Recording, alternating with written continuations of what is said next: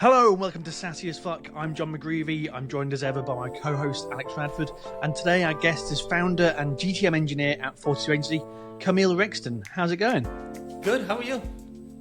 Yeah, I'm doing actually well. I've had 3 naps today. Yeah. Also, the GTM engineer thing is like completely made up, so I just like put that as a irony on the ironic title. I enjoy it. I like that as a founder of an agency, you've had like 4 different job titles there. I really enjoy that you could just replace every time instead of like every time you think of a new title for yourself, go. Basically, I just have a lot of fun with it. Like I'm just like fucking around. Like I'm like, oh, I'm gonna be a GM now. I'm gonna be assistant GM now. I'm gonna be a janitor. Like and like the funny thing is, people just say, oh, congratulations. You know, like they hit the auto, maybe it's auto responder on the LinkedIn thing. Yeah. Like, yeah, just like it's really Effective, but yeah. Effectively, you're engagement farming. Then is that what's happening? You're just like, Yeah, well, I need a bit more interaction. Well, to us, whatever it says on LinkedIn is, you know, as is written. So therefore, this episode will be all about you being a GTM engineer. That's just for... Sounds good. Sounds good. I can tell you all about Zapier workflows. Yes. Right, so we like the hard-hitting questions around here. If anyone who listened to the podcast before knows that we are effectively journalists, really, not just podcasters. So we want to start off with a big one. Why is Idris Elba the hottest celebrity? Wow, you guys did your homework. I've had a man crush on him for the longest time. I just think, like, you know, people think like The Rock or like, I don't know, some beefed up like Jason Statham, you know. But I just think he's classy. He's a great actor, and like, he's physically, to me, he's like a fine specimen of a man. Yeah. You know, like he's like, to me, he's like he's the epitome of like good masculinity. Like he's not, you know, too beefy. He's not. I just have a man crush on him. I'm not 100% ashamed to agree. say. Yeah, we are not. With you. And we also he's multi-talented. He's also funny. And he's British. Also, he's like got the accent going for him. Like, you know, he does have a somewhat cooler accent than me and Alex, but I will say, but he's still. We'll take the same cred though as being British. Yeah. I still distance myself. I heard Idris Elba has a good accent. I thought that's not like us though. He's got a better British accent. Just he's definitely a cooler accent for sure. Yeah. No one's ever watched Luther and gone, reminds me of John. I should the other thing I want to ask out of the gate before actually asking any proper meaningful questions, not that anything we talk about is that meaningful, but is your agency named after? Is it Hitchhiker's Guide reference? Yes, 100%. oh wow, okay. Not a lot of people get that. So like when people get it, I'm like, yes. Well, I have a Babelfish tattoo. Amazing. Oh wow! Seemingly the hardest angle to show a tattoo at is on here. Well, I have a Babelfish tattoo. Yeah, it is. And we did a whole somebody on my team, Alejandra, one of her friends is like a big Hitchhiker's nerd. Like he studied Douglas Adams, all his work, and he did like a whole workshop for us on the history of the Hitchhiker's Guide to the Galaxy book, the series, the author, and like, Yeah, I love Douglas Adams. He's just one of those people that like when I was younger, I was a bit like reading, and then I picked that up. I was like, okay, I read now. That's the thing. Yeah. And I've been chasing the high ever since. Chasing that high of reading that for the first time. Nothing else has come close. And I also feel like I'm a big sci-fi guy. Like, you know, I'm into sci-fi. I'm a nerdy type of guy. So like, it was just a perfect fit. Like, it was a name that had like a nerdy sci-fi meaning. So it's kind of like an inside joke with people who know. They're like, oh yeah, 42, I get it. Yeah. The problem is though, because I used to have a testing company called Test 42 back in my previous career, and so I've still got an email address just as at Test 42 that I need to change at some point because it's not relevant. And I nearly came in and called my copywriting business Copy 42 back a couple of years ago. And eventually I was like, no, I should do something a bit different. I should try and show that I'm original rather than have the same company every time to go Test 42, Copy 42, Gardening 42. Well. So you have a favorite number. You have a favorite number. I get a reference, but I do feel like not enough people get the reference. You tell people like, okay. Yeah. No, not a lot of people do. No. But it's fine. Like, it's like, for the people who do, it's like, you know, they get it and we have a good laugh about it. So it's like a fun thing. It's also like I guess when I was you kind of attract people who are similar to you. So like everybody on the team has got like some sci-fi nerdy stuff that they like.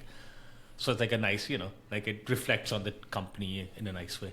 Yeah, I think it makes sense as well. You want to have people that have not necessarily the same taste, but having some sort of overlapping tastes. Yeah. Some sort of degree there of like, people a bit more nerdier, because they're the people you get on best with, you have those conversations with that kind of, you might have the same kind of humor. So it makes sense. Yeah. You need chemistry. Chemistry, exactly right. I think that's it, is having that bit of humor in it. And I think everyone needs a bit more humor in business, really. Yeah. Yeah, like it's marketing, right? Like I tell the team we're not saving lives. Like yes. we're marketing. We're marketing people. Like we have to, I think we take ourselves sometimes too seriously. Like if you're on LinkedIn or Twitter and like marketing people, D2C or B2B or we're like, oh, blah, blah, blah, blah, blah, this. And I'm like, no, we're like, nobody will miss you if you don't run a campaign. Like some people think they are saving lives. Some people, I just think we took too seriously. Like it's bizarre how some people talk as if like it's really, but it doesn't really matter. None of this. No. This is ridiculous. With three people talking on a marketing podcast for no reason, it's really none of this makes any sense. Yeah, but somehow we're all making a living from it. So it's obviously working enough. There's also a danger of like a lot of B2B brands themselves just don't think that they can be fun, that they're not allowed to be that themselves. So it must be nice to kind of like you're already warming it up. You're already having a nice conversation with somebody, and you can say, "Oh, we're just a bunch of nerds. We have fun with this kind of stuff. Yeah. That's our name." And they're like, "Oh, okay. Oh, I can let my guard off. I can actually talk about stuff, and it's fine." Yeah. I think like I always joke that my mom has no idea what I do. Like my mom grew up in a village. She doesn't know what the internet, like, she's from a very different world. And like, I'm like, well, if my mom doesn't know what we do, then it must, like, she knows what a doctor is. She knows what an engineer is. But, she's like, oh, you just do some work on a computer. I'm like, it's hard to, it's like we take ourselves too seriously. B2B is already too serious and boring. I'm like, having it as my own company, I can do whatever I want. So like our branding is a bit more quirkier side. That's all Alejandro, our creative director. Like we have a bit of like that flavor to it, and it does stand out when like everybody's kind of website looks black and dark and like buttoned up. We kind of like we go for the quirky vibe. Yeah, some people focus too much on being cool in the world of marketing, which doesn't really, like you say, don't think it really matters. You can't be cool. Like you can't call yourself cool. Yeah.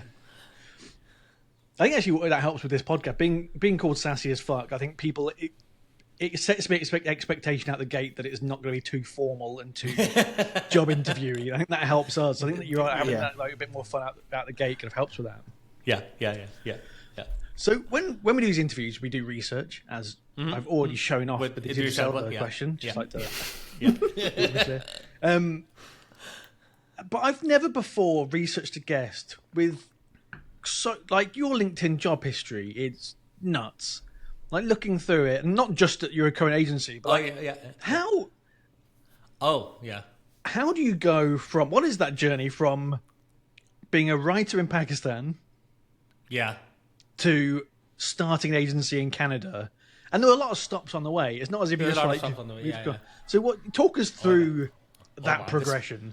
This takes me back. So. I was never good at math in school.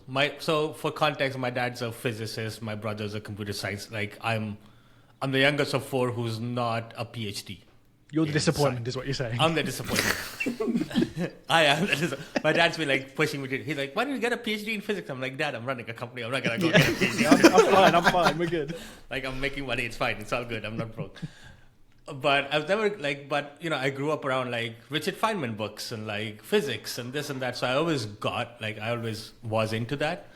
So I went to school for engineering, like in Pakistan, you go back in my day, now it's been a while, but like you become engineer or doctor, like South Asian parents, like that's two options you have. Did that, but didn't really love it. Always was into writing from an early age. Did some writing part-time, got offered a full-time staff role at a small magazine, did that, couldn't make money from it. Like, it's just very hard to make money as a writer. To make, like, if I wasn't living with my parents, I couldn't, like, pay rent and stuff. So then, like, got into Procter & Gamble, multinational, hated the job, just, like, sucked out my soul. then had the opportunity to I'm like, okay, I just want to so I applied for computer science graduate programs. I could not get in because my background wasn't strong enough in computer science. And I'm like, my brother's in computer science, my sister's in computer science. I have that's the only option I have. And then I found then a friend of mine is like, why don't you just go do an MBA? Like you have some business savvy in you, because I had tried to start companies with my friends. We launched some products, it miserably failed, but we launched some apps and stuff, and so that's did the business degree from Waterloo, and then kind of fell into marketing. Like somebody came up to you and said, "Hey, we need a customer success manager." I'm like, I don't know what that is, but I'll do that. I'll learn it, whatever. Learned HubSpot there, learned about Salesforce, learned about paid media, and then kind of from there, kind of got into that marketing. Marketing was never on my radar, especially tech or whatever. But then kind of fell into it, and then eventually realized that there was a shortage in the market for people with my skill set. So I was like, why don't I just go do freelancing? That turned into an agency, and here we are today. Wow. I guess being that entrepreneurial, because I don't like seeing that you've done investing, you've done that, you've got an e-commerce. Always had the itch, yeah. Always had the itch, yeah. Do you think they kind of feed into each other? Because I guess the more you learn about both, the better you'll be at both to a degree. Because trying to run a business, you inherently have to learn more about marketing, and doing marketing, you'll have to selling. Yeah, exactly. And so the whole thing kind of probably feeds into each other. Yeah, and it's very. I always say that marketers don't know how to walk up to somebody and ask for money, and that's you have that's what I have to do now. I have to go and I'm more of a salesperson now that I'm a marketer, because my primary job is now sales in a lot of ways. And going up to somebody and asking them for money is really fucking hard. But you have to, right? That's the most I feel the most important skill you can learn in life is how to sell. That's what I want my kids to understand, is you sell ideas, you sell, anything you do, you are selling at some degree. Yeah. So that's I think I've evolved from a marketer to a salesperson now. I think that's where I'm at with my business.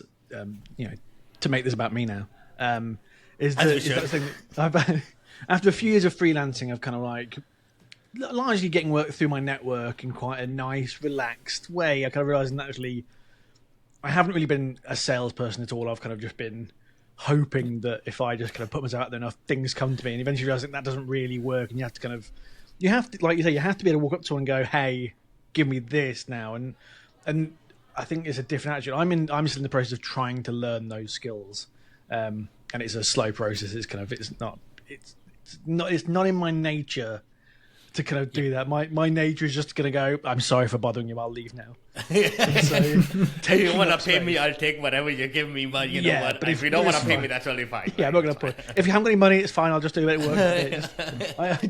I don't have that kind of. I also think it's depends on if you want to be an agency or freelancer. Early on, I was a freelancer. I would get referrals. It was enough to pay for myself. I was making good money for myself. But then eventually when I started hiring people, the dynamic changed a lot. Now I have to make payroll every month for these people who are on my team. Yeah. And then I have to get more aggressive about selling. So I can't just even though 99% of our business comes from referrals still, I'm just more, methodical about being active on LinkedIn, being on podcasts, being on this, being on that, going to events, I call it biz dev. I have to do biz dev to build relationships. Because nobody's going to meet me the first day and say, I want to work with you guys. They have to build that trust over time. And the best way to build trust is just show up every day.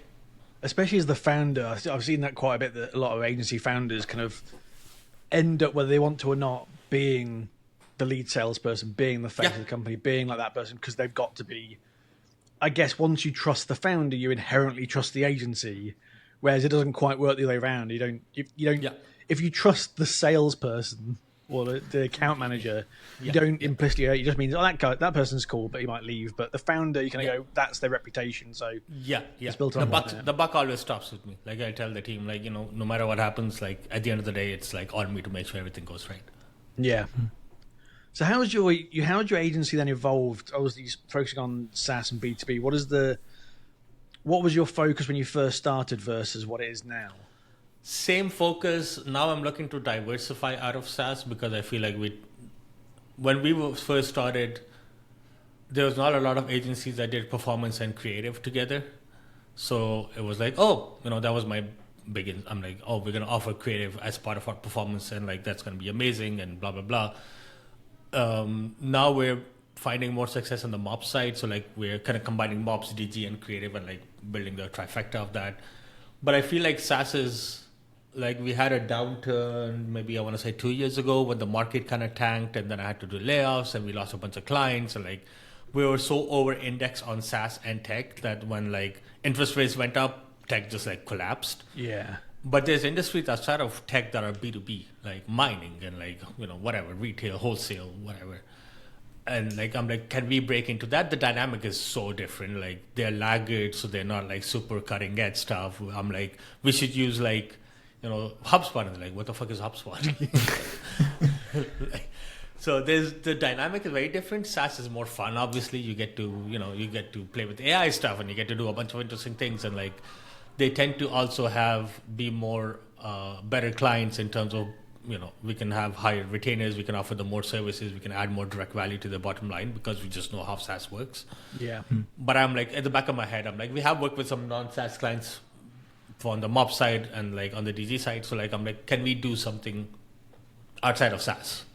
Yeah. Do you feel confident that's an area that you're going to kind of widen now, or you always kind of dip your toe in and see? Kind of trying to dip my toe in. My network is all SaaS. My people I know are all tech. So I'm like, we get some inbound from non-SaaS, but like it never quite matches up, and it's never quite a good fit for us. Maybe it's like we just need to fundamentally change how we operate. I don't know. Like TBD on that, but that's something I'm thinking about. Yeah, that's fair. I think a lot of people are in where we're at in SaaS marketing. I feel like there's a lot of that, of people being like, I feel like there's more to this than just SaaS. There's more. It's not just about different and more companies, but different work and more interesting and more kind of something a bit different. Because I do feel like sometimes SaaS can all kind of, it becomes a bit too. It's a clusterfuck sometimes. Yeah. Yeah. It's a chaotic industry in its nature. Yeah, and it's like a lot of SaaS businesses sell to other SaaS businesses. Like that's, so like if the market tanks, everybody. My wife and I have an e-commerce business, so like that's a very different beast. Like I'm looking at Facebook Ads Manager, I'm like, why did we not get purchases today? Like what's going on? And like Facebook targeting is like all broad. I'm not putting in any third party. Like, it's so different. Like I'm like, what the fuck? Like, yeah. So it must be quite different. Completely different. It must be quite different as well with like visibility of performance of how the marketing strategies are working, because obviously in a SaaS it's so much easier to kind of go, oh, we can just optimize for this, or the user's journey is this. Whereas if you're kind of working in kind of retail or hotels or whatever it is, and you've not got Salesforce, you've not got all those tools, you must be thinking, oh, I'm lost.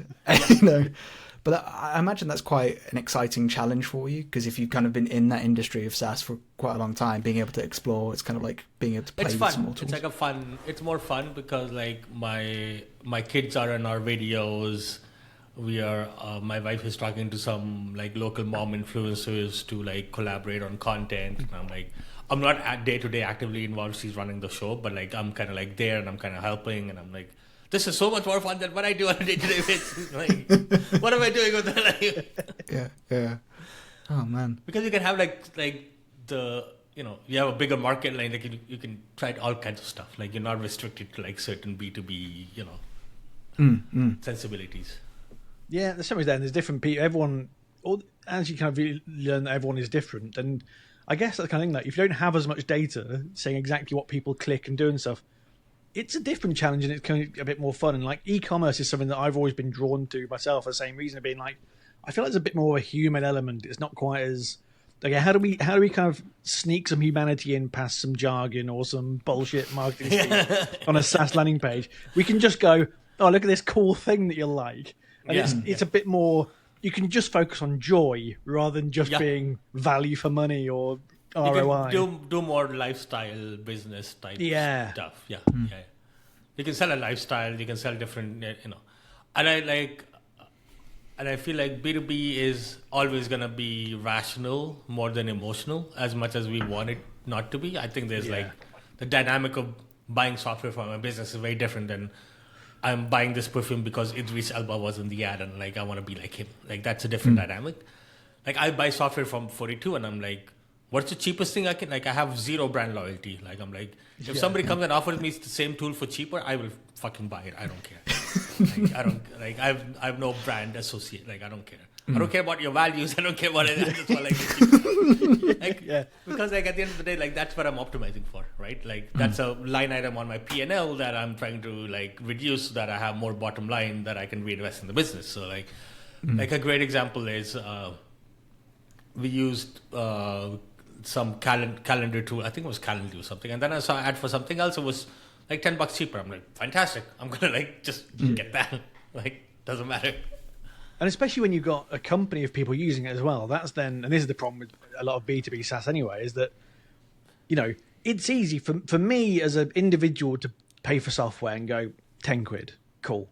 Yeah. But when you got, 10 employees, obviously it's £100 a month, all of a sudden you're talking, over 1,000 a year, and all of that does add up, and you can kind of very quickly do it. And like you say, the logic comes in every time people are debating it. And the bigger the company, the more people have to go, well, sure, it does the job, but it looks a bit expensive. Or it's more expensive than this one here or this. And it becomes more and more down to logic. And people talk about, benefits over features, but often it does just come down to just features and price. Yeah, list. 100%. Like, I have this very strong disagreement. A lot of people are like, oh, you should sell the benefits. I'm like, everything saves you time, money, or something. Like, the benefits kind of boil into the same fundamental three concepts. People do buy on features. Like, as much as we don't, like, we're like, oh, sell the benefit. People are like, can this integrate into my workflow? Does this, like, do what I want it to do? I'm using 200 tools. How does it fit into that workflow? Like, there's a lot of feature-related stuff people have questions on. And I think not feature, like, if you focus on a specific niche enough market, you can build, like, features specifically for that market that nobody else is going to build. Like, Google is never going to, build something for... A Salesforce is never going to build a CRM just for real estate. Yeah. But that's a niche enough market where you can build specific features for how real estate agents operate and work and, like, stuff like that. And then all the marketing's the features, isn't it? Because there's nothing else. You don't. The benefit is, like, everybody knows what a CRM does. Like, you don't need to explain why a CRM is useful to someone who's looking for a CRM. You just need to go, this is why this is more useful. This is why you should buy it. Yeah. Because you talk about it being a tool, and it is exactly that. When you, like, go to buy, I don't know, a power drill, again, you don't go there and look at the box and go, oh, that person looks happier. Or that person... You just go, right, okay, this one for some reason is sharper. I don't know. It has longer battery life. Or whatever. Longer battery life, and it's that one's got a comfort grip, that one doesn't. And then it does just boil down to, then you go, oh, but that one's £200 more, so fuck it, I'll get the cheap one. It most comes down to feast and price. As much as we want to go, it's an emotional, psychological journey. A lot of the time, it's just going, look, that one hasn't got this. It's shit. Look. Yeah. Honestly, like, I think we over-index on benefits and we don't give enough credit to, like, just, like, core features and functionality. Yeah. And when there's so many options, features is such a huge part of it anyway. So you mentioned before about MOPS. Obviously, marketing operations is a big thing that you guys do. Firstly, kind of what is, if you were to summarize, what is MOPS and how it works? And then, like, what is it, how does that work day to day with the clients you work with?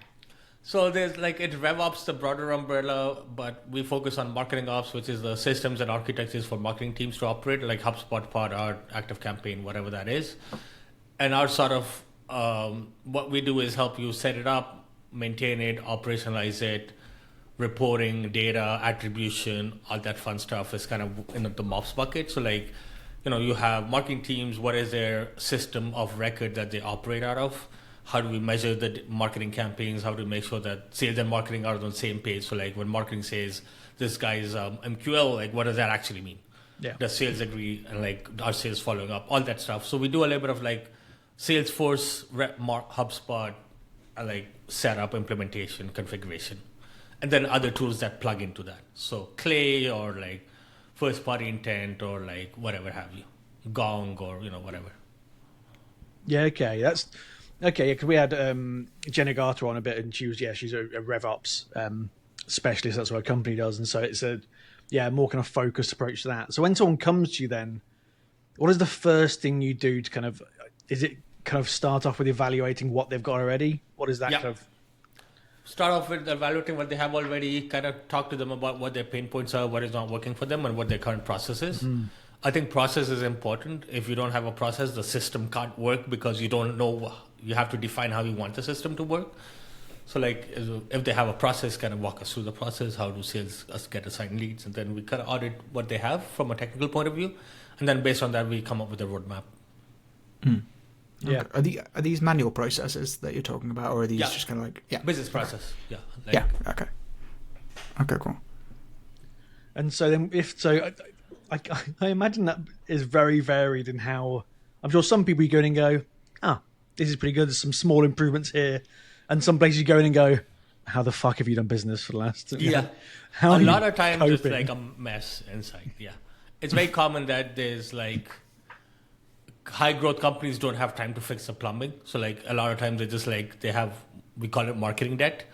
They've built so much bad processes on top of bad processes and bad systems, and but they have to keep growing. Like they can't stop and like put everything on hold for 6 months and fix the thing. They kind of keep going, and then we come in and we try to while they're still doing the thing we do, we kind of as much as we can try to fix it in the background.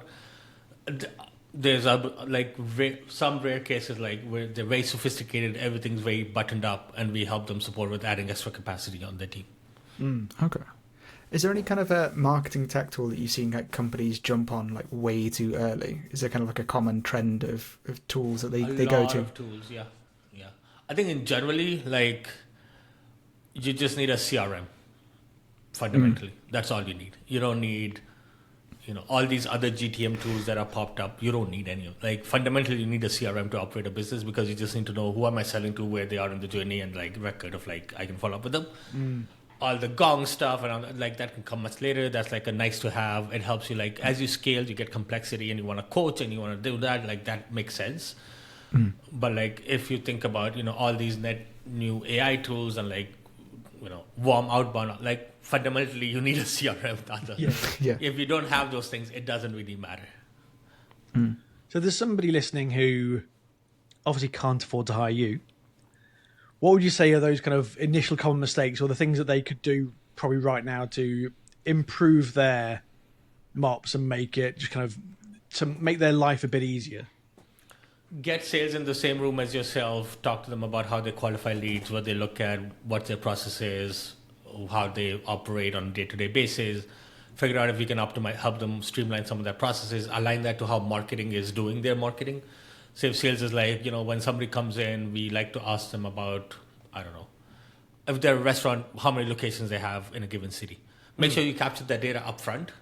When they fill out the forms, then sales doesn't have to, you streamline that qualification process for sales. So they're less, they can pre-qualify the lead based on how many locations they have. That's a very basic example, but stuff like that. And then agreeing on common set of definitions and common set of processes. So you're not, sales marketing is sending us shit leads, and marketing you never follow up with the leads I sent you because you're just not speaking the same language. Yeah. Interesting. Okay, so give me a second because my laptop just freaked out. All my windows opened at once for some reason and covered everything up. So give me 1 second just to work everything out. Alex, take over a second. Sure. You've shared some thought-provoking ideas in the past, the audience are not your customers. Have you learnt that the hard way, or is it after doing some great content that everyone loved? That's a great question. Yeah, it's a bit of the hard way. It's a bit of observation. So Sebastian might be listening to this. Him and I worked early on this newsletter that we've been publishing for the part. It was a newsletter I started personally, and then it evolved into this agency newsletter. I wanted to be a publication that was about B2B marketing because I just saw this white gap. And then we got a lot of people were reading it, they would love it, but they would never buy our services. The people who was reading the newsletter were very different than the people who buy our services. Yeah. Something like Profitwell, we worked with them early on before they got acquired. They had a huge audience. I would listen to their stuff, but I was never gonna buy their software. I was just interested in, Patrick's an interesting guy. He talks about interesting things, but I'm never gonna be a customer ever. I'm just. So I think there's a difference. People are build an audience on social media and do this, like get followers and stuff. But like, and then I've like sponsored newsletters where they were like, we have the CEO of Drift on our mailing list and this and that, but like the quality of the audience was actually pretty shit because it was just like somebody signed up and like, it doesn't really. So I think it's a mix of those where somebody selling you their audience doesn't mean they're like ever gonna be customers, or if you're building your own audience doesn't mean like. I've noticed this other trend where if a lot of the people who write a lot about tactical marketing stuff, they get like other agency owners commenting and like, they're like, comment to get this talk or whatever that person. Like it's a lot of like other consultants and freelancers and agency owners who are like, oh, I want this talk. And this is never like the people they sell to. Yeah. So I feel like the audience is like, the overlap is there, but it's probably much, much smaller than. Like we have closed a couple of customers from our newsletter, but it was like the overlap was very small. Yeah, and the amount of effort that goes into it to get to those small number. I think there's a huge issue with, I think, the vanity side of audience is that we all like, obviously it's nice to post things and people like it on social media or read it or watch a video or listen to podcasts, whatever it is. It feels great. It's lovely. And it's a really nice feeling inside. But it doesn't mean it's going to translate to business. And I know lots of writers who were like, I posted this thing and it had 2,000 reactions. This would work. I'm like, who's reacting though? Because if it's just other writers, it doesn't matter. They're not going to hire you. They're trying to get hired themselves. And people do fall into it. Whatever it is that thing of like, who though? Who is it? Because if it doesn't matter how many people like it. I'd much rather one person like my content or read my content and they're someone who actually needs my help and will actually hire me than 5,000 other writers who are going, that's great, we can never hire you because we need work ourselves, but still great work. It's kind of like people chase those likes. Cannes Festival with advertising, there's a lot of like agency awards and like advertising awards, but the reality is like the awards are judged by other like it's never the actual people who are gonna buy your stuff. And I feel like that's like art, that's art, that's not commercial stuff. Oh yeah, it's nothing to do with the actual effectiveness or the actual kind of sales. Something can look lovely, something can look great and sound lovely and be done artistically, and you go, that is new. But you're right. That's not actually, none of that is a measure of actually how effective it is. Yes. Well, but I think you do your research. But it's a big. I think there's a big trap that we see more and more who do it. So with your agency and kind of growing on it, because obviously talking about MOPS and that, but obviously you still do things like demand gen work and more kind of paid media, demand gen, all that stuff. Yeah. So how does that tie in? Out of home, we've been doing a lot of out of home now. Yeah. Okay. So how does it tie into it? When do people come to you for MOPS and then you build up to that, or do people come to you normally for something else and then you kind of open them up? Great question. So traditionally, it has been a lot of people came to us for demand gen, and we would just like focus on demand gen. We would do demand gen. Yeah. Now I'm sensing like. Now a lot of people come to us for MOPS and then they end up buying demand gen as well, because then they're like, okay, we did the MOPS stuff, now we need to scale up our demand gen piece. Yeah. But, and then in very rare cases, and we don't sell creative as a service, but like if you're an existing customer and you're like, I just want the creative pieces, I've got all the MOPS stuff sorted out, we'll sell you a creative retainer. Yeah. But you're not actually actively pushing that. You're not saying like, come to us great. That's more a thing that you can. We don't want to be a design agency. Like it muddies up our positioning. Are you a design agency? Are you a demand agency? Like we did try that, and like it just caused too much confusion in the market. Like it was like, oh my god, what do you guys actually do? Like, are you a design agency or now? What's going on? And we need to like tone that down. Like we can't. I guess it's probably better if you're focusing on the things that is within your skill set. That's easier, right, than having to worry about freelancers and having to worry about kind of managing much more people and bigger workflows. Yeah, like most of our team are in-house. So like we have design in-house. So like our demand gen clients also get design for the demand gen campaigns we're running, or like email templates or all that stuff. But the challenge becomes when you we offer SEO to a small number of clients, like, if it makes sense. we have SEO services, but we don't sell them. We don't come to you and say, oh, do you want SEO? We're like, once we start working with you and we sense that there's an opportunity for it and you'll get better result from it, we will have that conversation with you. But we don't I think our core, I like to say our core services are demand and mobs. Yeah. And then everything is kind of on the background. Yeah, I think it's the better way of doing it as well. I think that you can specialize then, you get more qualified leads. But also, I think so many agencies try and promise the world. They just go, come to us and we'll do everything. Everything in sync. Everything on wildest dreams, we'll give you the world. And then after a few months, when they haven't been given the world, they're like, okay, it didn't get that well. That's on us. Turns out we can't deliver the world. But look, your SEO is ranking slightly higher than before. So, Also, it makes hiring easier, right? I can then go and hire for a very specific skill set versus trying to find somebody. And that's been my biggest challenge now is hiring people and building the team. And it's very hard to hire somebody who can do design and creative and SEO and all blah, blah. It's very easy to hire. I need a HubSpot specialist who can do HubSpot stuff. That's an easier hire than finding that person who can do multiple things. And especially if you got, I know you said before a couple of years ago, you had that when you had to you had to let some people go, you had to make the team smaller and do that way. I think that's the thing is that you kind of avoid that a bit more when it's more specialist stuff because you don't have... That's a mistake I made too, yeah. You don't realise, I've got that person over there not doing much work, and that person over here doing this, and it doesn't balance, and and so your focus becomes, how do we get that person work rather than how do we get work? And it's... Yeah. That was a mistake. Partially, that was a mistake I made is I tried to launch too many additionals. We were trying to launch a research service and we were trying to launch this service and that service. The focus became diluted. Yeah. Our customers were not buying it and they were like, we just came to you for demand. Why you, what is all this, And then I'm like, okay, we need to narrow down on what the market wants versus what I want to sell. Yeah.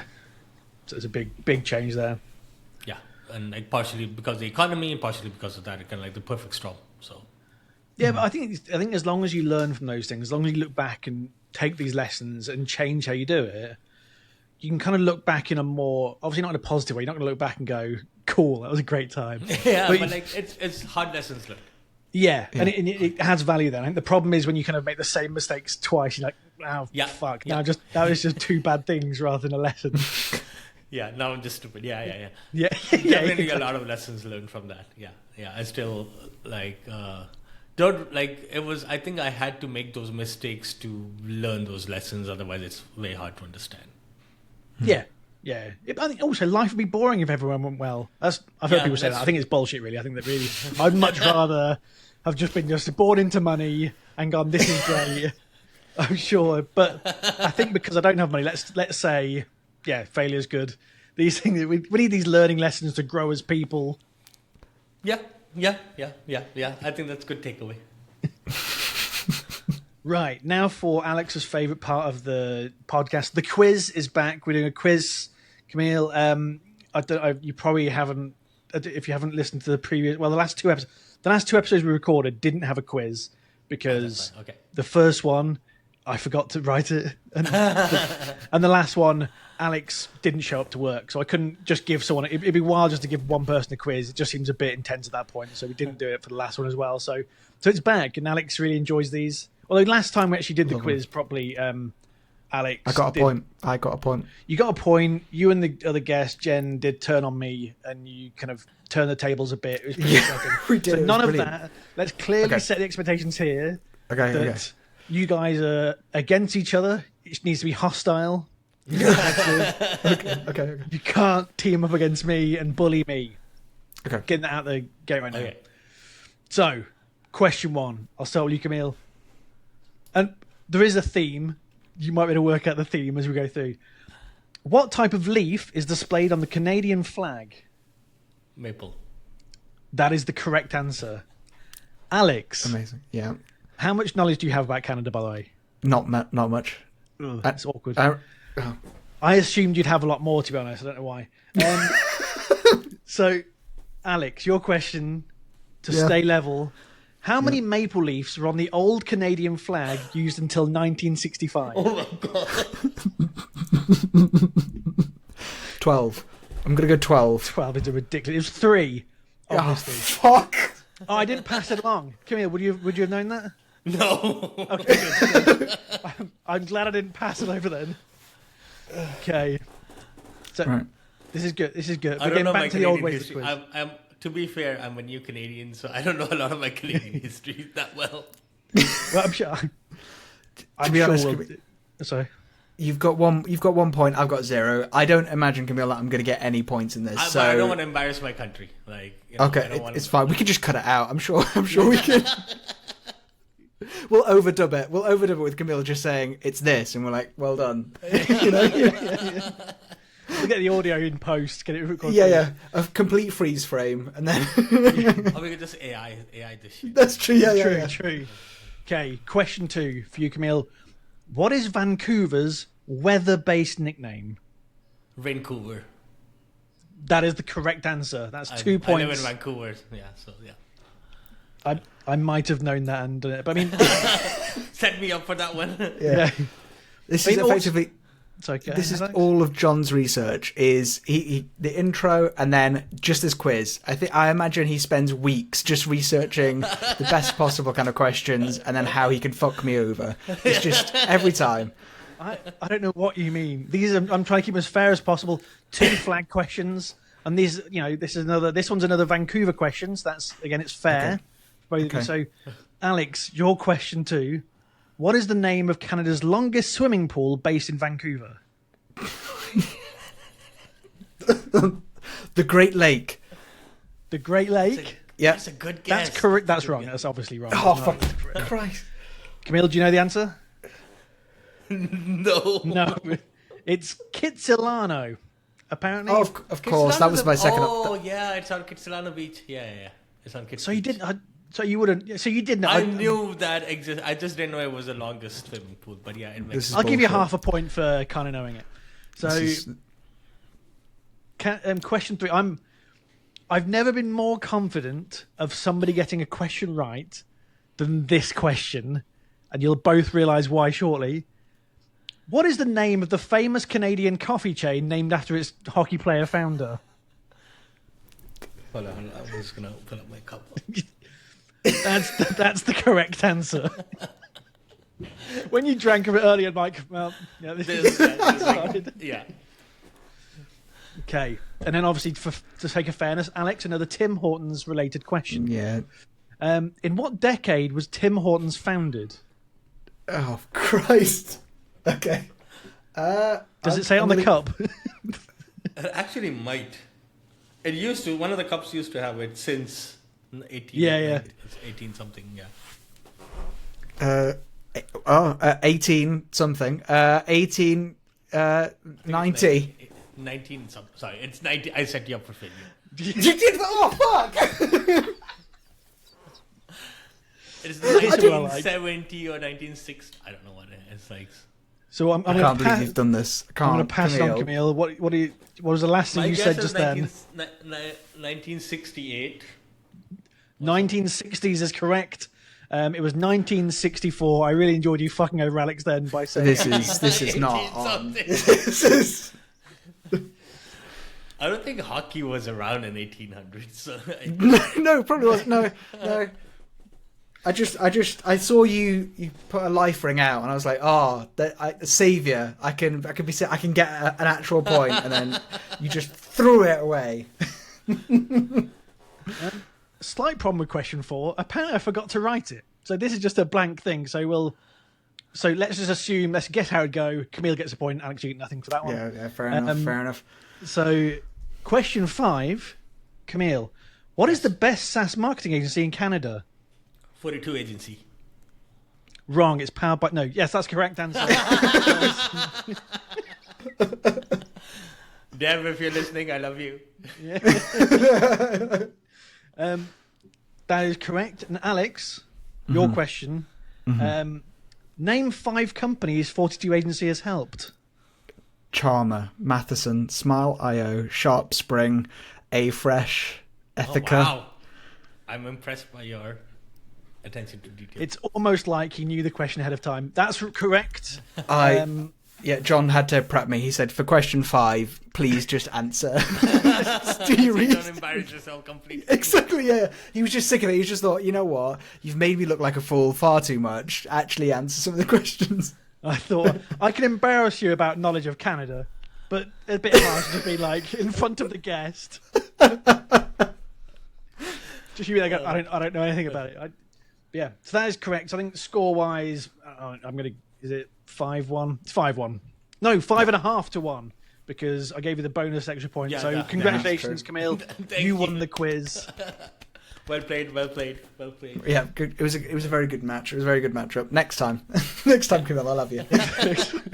You come back, Alex would have studied Canada for years. He'll come back in 3 years' time as a rematch. Thank you very much. So, the only thing left is, Kamil, where can people find and follow you? You can subscribe to our newsletter, 42slash.com. My Twitter is Kamil Rextin, and LinkedIn. Where you can nice. Thank you very much for coming. More active on Twitter than I'm on LinkedIn. Oh, that's great, because I had to kind of find an old sassy as fuck Twitter account to be able to research you, because I deleted my account. I'm like, fuck, he is more active on there, so I had to kind of log in again. This was fun. Thank you for having me. Great, thank you very much.